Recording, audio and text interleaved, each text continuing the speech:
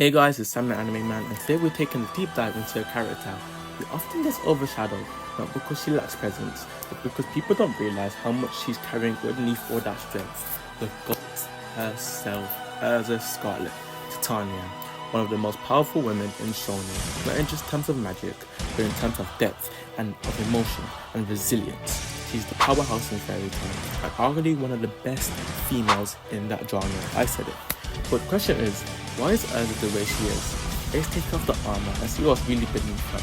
And hey, before we get into it, don't forget to hit the subscribe button, like the video, and let me know in the comments who do you think is the best straight female character in anime. Alright, let's get ahead with the video. When I think of Erza Scarlet, I think of dominance, the queen of fairies, in her armor, leading with sharp eyes and her sharp, powerful weapons and swords. She commands respect the moment she walks into the scene, and we see this when you first see her. But let me ask you something. Do you think that strength is real, or do you think it's a mask? Because Erza isn't just strong, she has to be strong for others, for herself, to keep going. Her strength isn't born from confidence, it's born from her trauma. And the more you start peeling back the layers of her character, the more you realize that everything she does, the control, the perfectionism, the leadership, and even her fan service, it all comes from something much darker. So where did it start?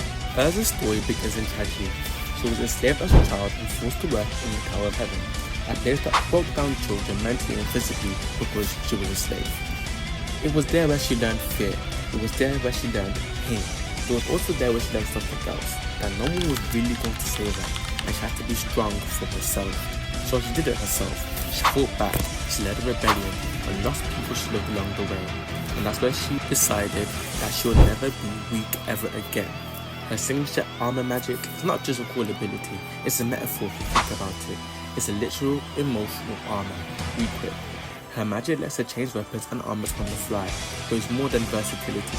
It's how she controls her chaos. It's how she stays composed when the weight of her past threatens to consume her. Erza didn't become powerful because she wanted glory, she became powerful because survival demanded it. And here's the beautiful part, she never let pain define her.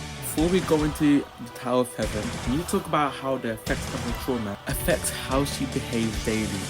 Her obsession with rules, her role as the leader, the way she takes on everyone's burden, even if it costs her own life. And when you look at it through that lens, it all starts to make more sense. She holds herself to an impossible standard because deep down she's carrying guilt. Before the Tower of Heaven, Erza didn't see herself as worthy.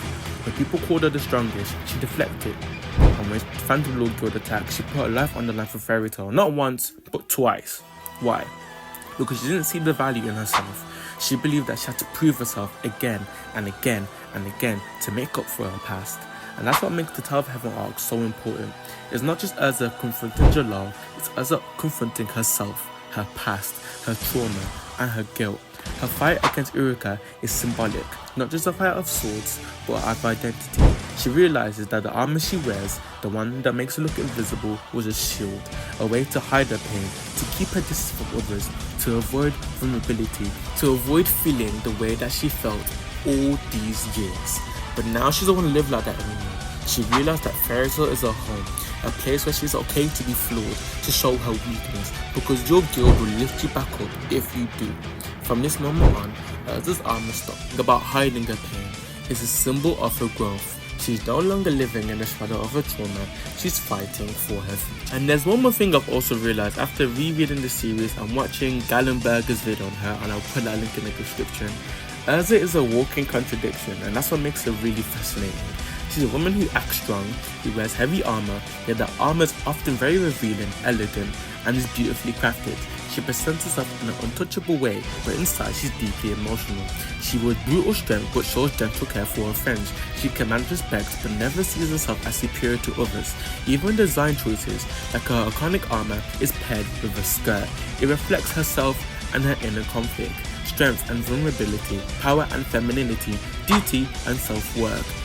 Erza is a walking paradox, and that's what makes it really real. You also see for the rest of the series, Erza be that someone she wanted to be for herself. For Wendy, for Kagra, for Lucy, for Natsu, and for Grey. Everyone in the guild looks towards Erza, and that's what I find great about her character. Erza's story is a reminder that strength and vulnerability aren't opposites, they're two sides of the same coin.